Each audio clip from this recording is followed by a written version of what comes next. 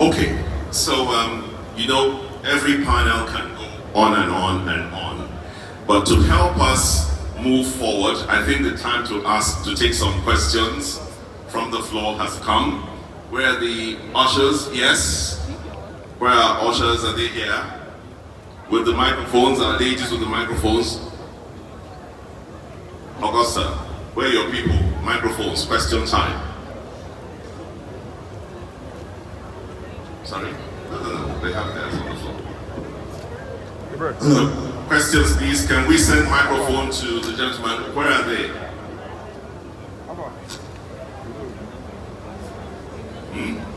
Okay, so let him ask the first question. Then there's a gentleman there in blue. Pastor, help me coordinate. Okay, thank you very much for the opportunity. My name is Mr. Hassan from TTC Hydro Limited. I want to make it simple. I have like two questions. One for transport, the other one for Manitoba.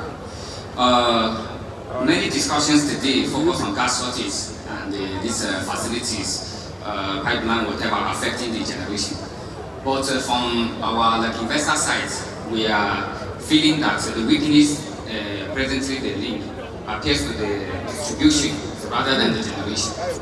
So we all know that for the domestic market, but I'm not aware of any in Delta State today. So that is a tremendous opportunity. A third area, again, if I was speaking 10 years ago, there was a question on whether power generation could really work in Nigeria. Transcorp and others have shown it can work. But there's still a fear, for whatever reason, around power distribution. People are afraid to go in and do the work of supplying, say, the whole of Warri or Sapele or Akbor or Ughelli. But honestly, there's no reason that any urban city won't pay for power.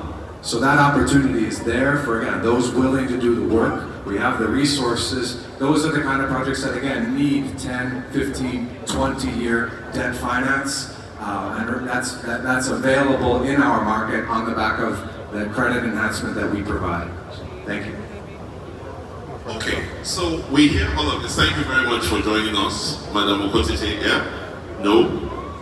Uh-oh, I got it wrong. Okay, sorry, you'll introduce yourself. Yeah, when we get there. At the end of the day, the conversation seems to be skewed heavily in favor of industry. Yeah? And I think the ordinary person, is thinking, how do I benefit from all of these investments? How does the average Nigerian get power? You talked about the amendment to the regulation of the policy. Yes? But before we do that, let me ask the lady to speak to us about her role as consultant to the Delta State government on the energy initiative of the government. Yeah. Thank you very much. I want to appreciate His Excellency, the Executive Governor of Delta State, for giving us the opportunity to consult for the state, to guide the state to operationalize the electricity market. So I want to say that all these things we have discussed needs a platform for regulation. And so with the Electricity Sector Policy Act of 2024 that has been passed by the State House of Assembly, we now have a platform to build an electricity market that serves everyone, both the investors and the consumers. So even though there are investors on ground to provide the funding, we need a regulatory commission that will ensure that those investors get their returns and also protects the consumers from being exploited. So one of the things that we'll see in the coming weeks after this summit is that the Delta State Electricity Regulatory Commission will be set up, as well as the Delta State Rural Electrification Agency, to guide investors in the renewable sector for the Rural Electrification Agency, and also in the power sector for that's the mainstream power sector for the Regulatory Commission. I think that's the much I can say for now. Thank you. Okay, so in simple terms, power generation, transmission, distribution in Nigeria has been decentralized. Would that be correct to say? Yes, by the Act of 2023. Okay, and how ready now is the government of Delta State? So like I said, the government of Delta State is ready. They've been ready since 2024 when they passed their electricity sector policy law. So with that, we can now move forward to establish the Delta State Electricity Regulatory Commission and the Delta State Rural Electrification Agency. So that will provide a platform for all other investments to proceed. Okay, thank you. That clarity is important, and I think at this point, being that we have an energy guru with us in the house in the person of the chairman of this summit, Engineer Austin Naburu, we would like to hear from you, sir. I'm sure there's a perspective that you would like to give to us.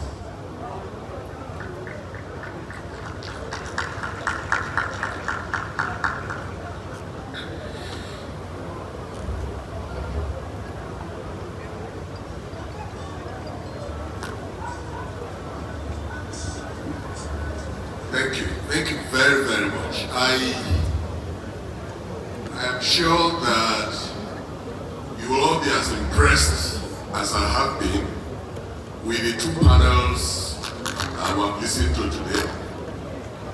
We thought yesterday was the main event, and we can see that with the two panels we have listened to, the government of Delta State has actually gone ahead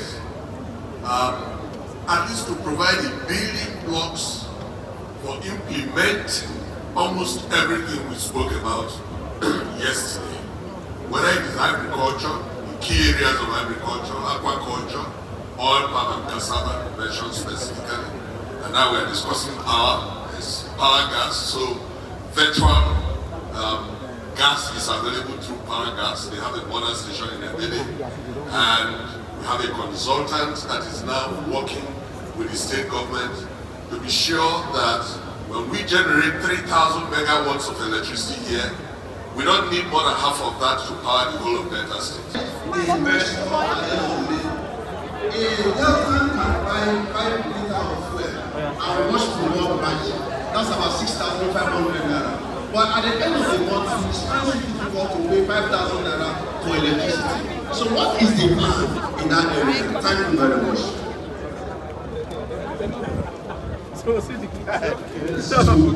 Yeah, two persons around the middle there, maybe one or two at the end, and that will be it.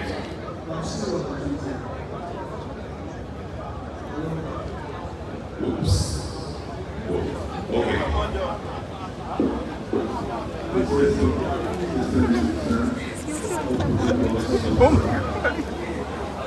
Please, I want you to tell us that our engineer I'm shooting YouTube content. I'm the chairman of the Organization of Empire Engineers. Outside, I'm going to put outside now. I want to tell us that we are burning between $300 to $400 million of money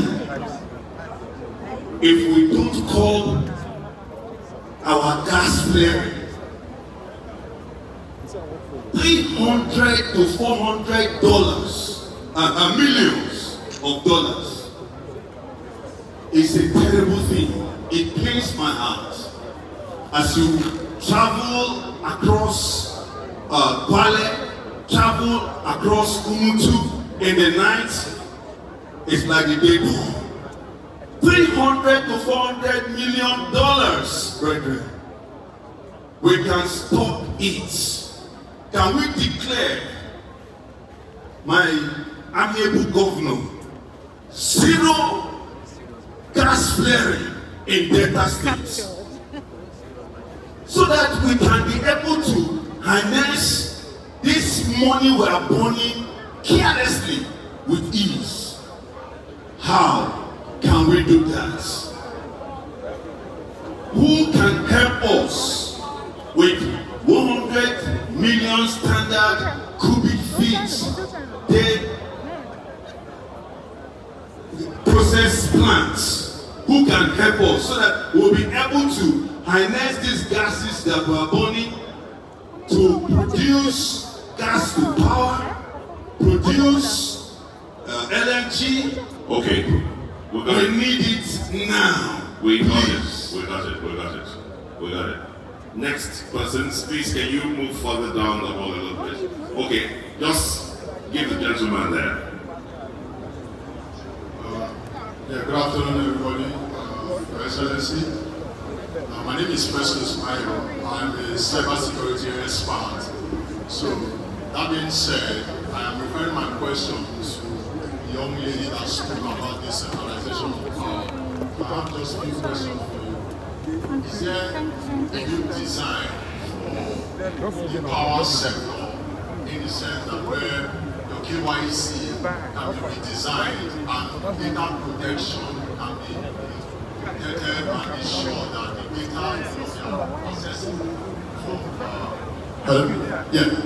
to be sure that the data will not be accessible from unauthorized persons. Affordable power, but I really want us to hear what are the strategies to address some of these critical areas that are within in the power sector. Like I highlighted again, vandalization, provision and maintenance of infrastructure and cost of power. Okay, take from the lady there and then we'll come to the chief there. Very quickly, please. Thank you very much. Honorable. Wow. Okay. Yes.